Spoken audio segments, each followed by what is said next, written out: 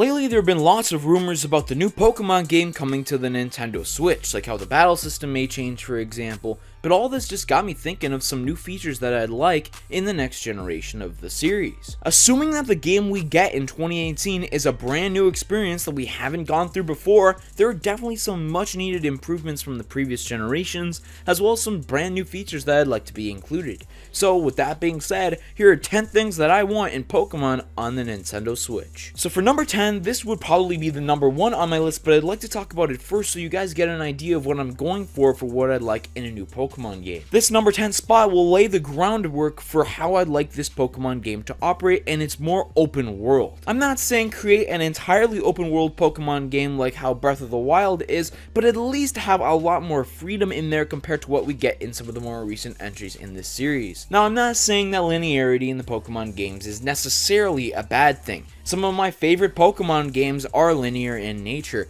but I do miss the style of some of the original Pokemon games where you could just skip some gyms, for example. It would just be so cool to do some of the gyms in the order that you please. If you feel that you're comfortable to go into an area with higher level Pokemon than you have, then you can go for it. Why go through the area that's a little bit easier for you when you could actually just challenge yourself? This is one of the reasons why multiple difficulty options isn't in this video, because you would be able to do it yourself if this was a more open world style of a Pokemon game. Giving more freedom to the player is something that I definitely think would be appreciated by the Pokemon fanbase, and this is going to be the style of Pokemon game that I would really want, and all the features that I'm going to be talking about in this video will build off of the idea that this would be a Pokemon game that allows you to have more freedom. So for the next spot, I put a better story and more interesting villains. For as much as Generation 5 causes some controversy within the Pokemon fanbase, you can't deny that it really has a great story. I mean, I'm sure there's some people that don't like it, but I personally love the whole idea with N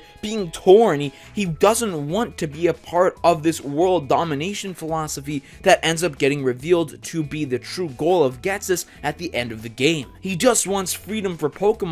He goes from being the villain to the ultimate hero, and that's followed up upon in Black and White 2. Story arcs like that is what I miss from the Pokemon games.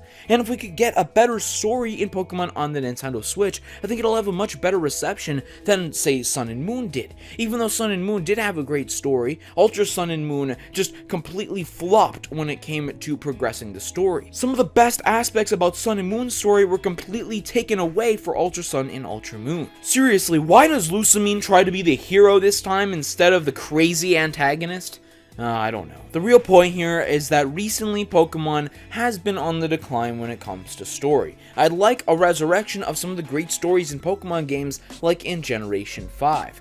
Even if it's more of a simplistic story like we got in some of the original Pokemon generations, I wouldn't be that upset about it as long as there is some focus and some drive for the plot. For number 8, I chose the return of old battle types and some new battle types. I was very disappointed in Generation 7 when they took out triple battles and rotation battles. Seriously, screw the trainers being on the screen when you actually fight them. I'd just rather have that third Pokemon on the screen on either side. They tried to make up for this with Battle Royale, but quite honestly, because of the lack of customization that you could have for Battle Royale, I found myself having absolutely no enjoyment in the mode whatsoever. For Pokemon on the Switch, you have better graphical capabilities now. You can bring back triple battles and rotation battles. But bringing these back better not be some huge thing that everybody is going to get excited about. No. This is something that I expect. I also want new battle types in this brand new Pokemon game. Many new generations introduce new battle types to the Pokemon series, and I expect something similar to that for this one. You could even follow up on some of the battle types that weren't really mentioned at all in previous Pokemon games, like the inverse battles introduced in X and Y. I don't know why they didn't really do anything with that, but whatever, I'm not the one making the game. For the next spot, I chose a bigger Pokemon roster. I don't know about you, but I was very disappointed with Generation 6 and 7 with the incredibly low amount of Pokemon that they introduced to the games. Again, this is something that Generation 5 did perfectly, introducing 156 entirely new Pokemon. For a new generation of Pokemon, I expect a lot of new Pokemon to be actually put into the game. Yeah, I like the ideas of Alolan forms and Mega evolutions, but they're not new Pokemon. I think somebody within the Pokemon company is just saying, alright, we're not going to hit 1,000 Pokemon, so just reduce the amount that you're including in the new games, okay? You know what? It doesn't really matter. I would like much more new Pokemon to be included into Pokemon on the Nintendo Switch. A similar amount of new Pokemon introduced in the original Generation 1 or in Generation 5. I want it up there. At least get it over 100, okay, guys? Seriously, if we just get another form-filled generation in 8, I'm going to be extremely disappointed. Yeah, it's really interesting to see some of your old favorite Pokemon get remastered, but come on, we need some new ones. I don't want anything like Bruxish either. Give us some good designs. For the next spot, I chose more shiny hunting methods. Man, if there's a dedicated section of the Pokemon fanbase, it's definitely the shiny hunters. These guys put in the hours to find different colored variations to some of their favorite Pokemon. Personally, I don't really know why Generation 6 messed up a lot of the good shiny Pokemon, but that's not the point for this entry. One good thing about Generation 6's shiny hunting is that there were actually a lot of really cool methods put into the game. You had the Poke Radar, the Friend Safari, chain fishing, and a lot of these were taken out for Sun and Moon. There was even the Dex Nav in Omega Ruby and Alpha Sapphire. Yeah, we have the Ultra Wormholes in Ultra Sun and Moon, but that only lets us catch 20 Pokemon. You can't get any other Pokemon than the selection that they chose for you inside of that method. Personally, I find the Ultra Wormhole method a bit too easy for obtaining shiny Pokemon, and I think that it does have to be more difficult when you create these methods, but I think Friend Safari was a good mix. Now introduce something a little bit more unique to that isn't just rolling around in the grass trying to find a Pokemon. Poke Radar was tedious, but at least it was a little bit different than just running around in the grass. Also, don't shiny lock the legendaries, please. Thank you. For the next entry, I chose Pokemon following you and or roaming around in the world. The latter is more important to me, because while Pokemon following you is a feature that I will forever cherish being put into Heart Gold and Soul Silver, I would like it to be further than just following you. I'd like the encounters for Pokemon in this open world style that I mentioned at the beginning to just have a Pokemon run up to you, and then the battle will start. There'll be no transition. Your Pokemon will just walk up from behind you and start the battle. You could even implement the SOS feature from Generation 7 into this sort of style, with another Pokemon from the overworld just running up to join the Pokemon that's already in the battle with you. And you could have up to 5 Pokemon join, like the Horde feature introduced in Generation 6. Look at Xenoblade Chronicles. You have some monsters in the games that are close levels to yours, but there's also monsters that are just way higher, and you could take them on for a bigger challenge if you would like to. This is something that I would like. I can't get the image of the Dragonite from the Gen 1 anime out of my mind, because I keep thinking that it would be a great idea to have Dragonite, this gigantic one, fly up to you, and then you would have your level 20 Pokemon battling against this level 60 Dragonite, just trying to take him down. Who needs a higher amount of difficulty in a Pokemon game when you have options like this? This is one of my biggest hopes for Pokemon on the Nintendo Switch. Pokemon roaming around in the world. It'll make the world seem more lifelike and realistic to what we've gotten in the more recent entries. For the next feature, I chose the return of the Pokemon World Tournament, or another type of expansive battle facility that's interesting. My favorite feature introduced in Black and White 2 out of everything that was put into the game had to be the PWT. You got to rematch so many amazing trainers from Pokemon's past. It was a ton of nostalgia just thrown into the game, and it made the post-game actually interesting. Imagine if we got the better shiny hunting methods and a battle facility in the post-game. It would just allow for so much content after you beat the game that this Pokemon game will last for a long time. Ultra Sun and Ultra Moon, just a couple of weeks after they came out, were dead because that's how little content they had in their post game. Yeah, they had Rainbow Rocket, and that was really good addition. However, in the next Pokemon game, I would like some sort of feature like that, plus a battle facility. And in this battle facility, you can now upgrade it from the PWT to include more trainers. The Generation 6 and 7 trainers can now come in. How about mixing it up with Rainbow Rocket a little bit and actually putting some antagonists into the PWT this time? That'd be really cool. Of course, you wouldn't call it the PWT, you'd just call it another type of name for a battle facility. Why don't you just give us the PWT and give us some more features like we've gotten in the Battle Frontiers in Generations 3 and 4. In Pokemon Platinum, we had so many different buildings to go in. You didn't just have the regular battle tower, you had many different options for playing Pokemon in the post-game. This type of battle facility would just strengthen the post-game so much.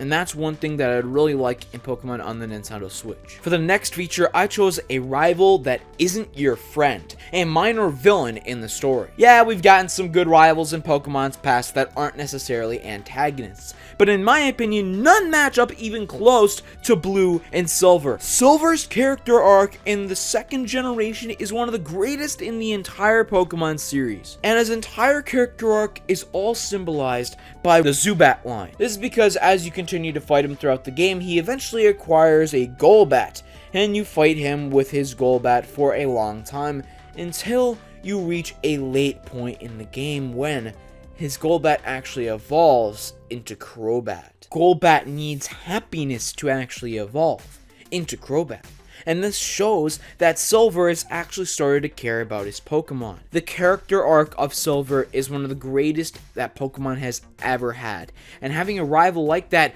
creating more competition rather than just having a person tell you how good you are and actually puts you down a little bit, has some challenge to him that maybe will allow him to beat you, to tell the player that yeah, you're not as good as you think you are. This is something that I would really like. A minor villain in the story would actually be the rival. I'm not saying attach them to the evil team or anything like that. However, I would like them to be somebody that is not your friend. For the next entry, this is actually something that's very important to me. Better 3D models. I was very much on the fence about the change from sprites to 3D models in Pokemon X and Y. This is because I personally much prefer the sprite-based art style for Pokemon games, although I understood that it is a natural progression to go to 3D models. It was going to happen eventually. But one of my biggest gripes with 3D models is that they don't show as much emotion out of the Pokemon and as much of a depiction of how dangerous the Pokemon is as they did in Generation 5 with the moving sprites that really showed you how menacing a creature could look. Just look at Arcanine, dude. This guy looked so cool in Generation 5, and then 6 and 7, he's just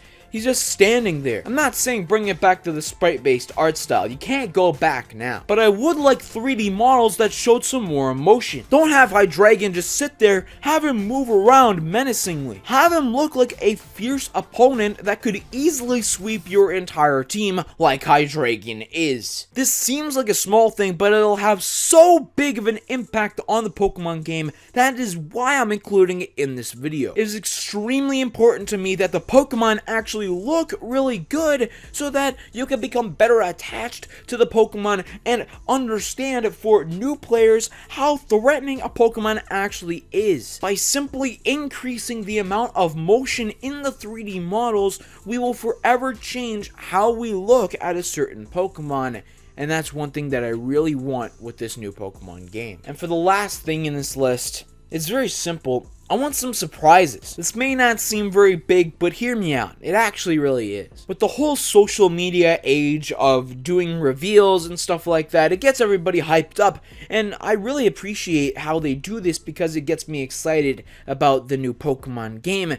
But I don't like it when they show their entire hand before the game releases. I mean, seriously, did the Delta episode have to be revealed before the release of Omega Ruby and Alpha Sapphire? It was literally like a few days before the game came out. Come on. Save some things for when the game actually comes out. I remember for ORAS, there were so many people disappointed that there were no Mega Evolutions in the game that weren't actually revealed beforehand. I mean, seriously? Do you really expect people to explore through your game and try to have lots of fun with it if there's nothing in the game that they didn't know about going in? I get it. It's promotion. You have to show some big things before the game comes out, but just don't reveal everything, okay? This is something that'll dramatically increase fans' enjoyment about the Pokemon game. You could use the argument, oh, just don't look for news about the Pokemon game. No.